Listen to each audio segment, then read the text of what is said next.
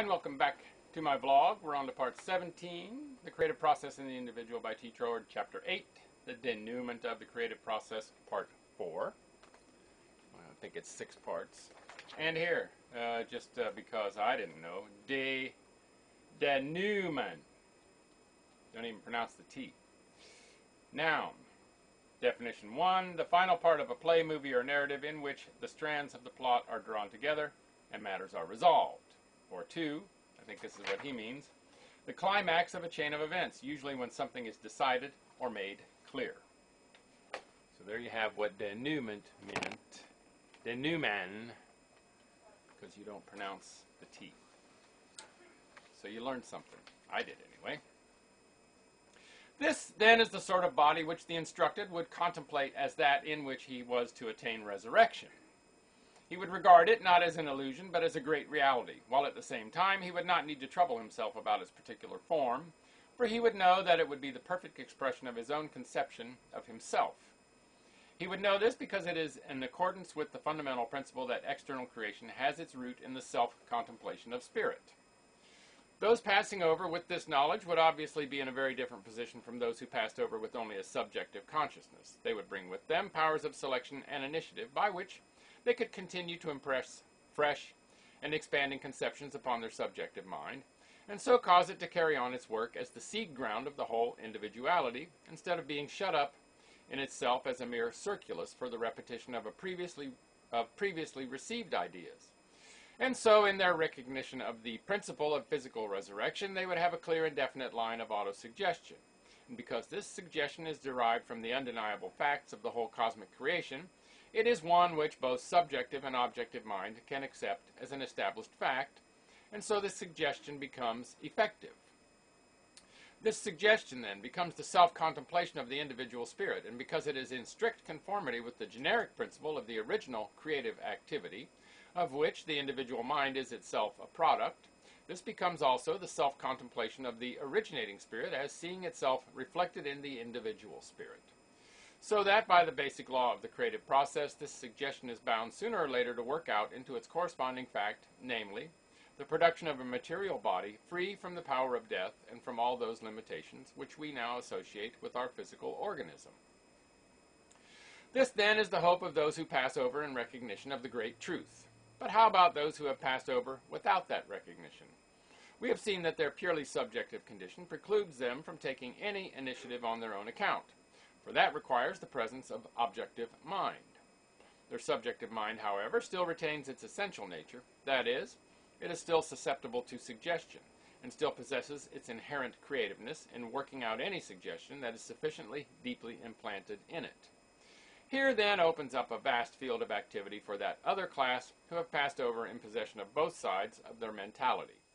By means of their powers of initiative and selection, they can, on the principle of telepathy, cause their own subjective mind to penetrate the subjective spheres of those who do not possess those powers, and they can thus endeavor to impress upon them the great truth of the physical ultimate of the creative process, the truth that any series which stops short of that ultimate is incomplete, and, if insisted upon as being ultimate, must become self-destructive because in opposition to the inherent working of the universal creative spirit. Then, as the perception of the true nature of the creative process dawned upon any subjective entity, it would, by reason of accepting this suggestion, begin to develop an objective mentality, and so would gradually attain to the same status as those who had passed over in full possession of all their mental powers.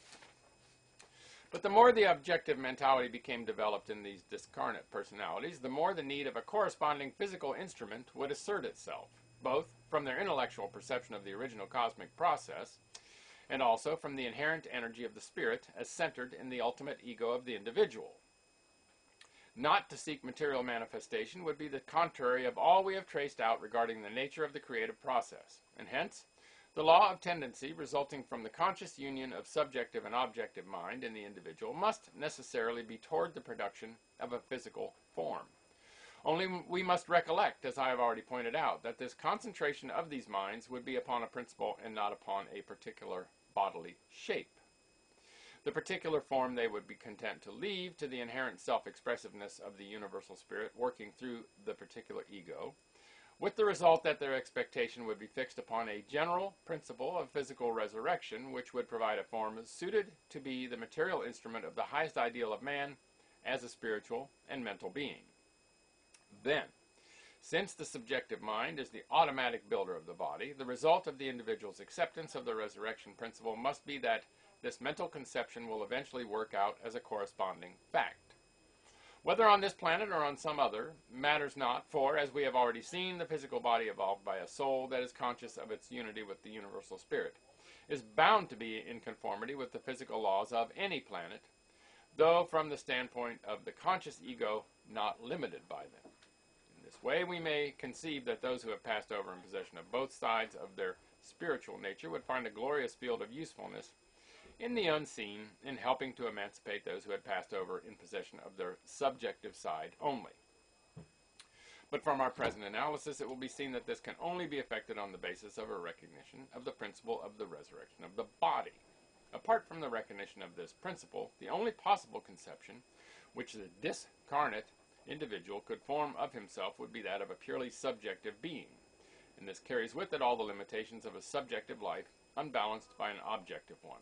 And so long as the principle of physical resurrection is denied, so long the life must continue to be merely subjective and consequently unprogressive.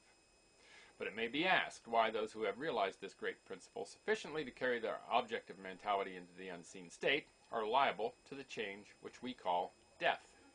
The answer is that, though they have realized the general principle, they have not yet divested themselves of certain conceptions by which they limit it. And consequently, by the law of subjective mind, they carry those limitations into the working of the resurrection principle itself. And there we'll end for part 4 of this chapter. More tomorrow. Make it a great day, and bye for now.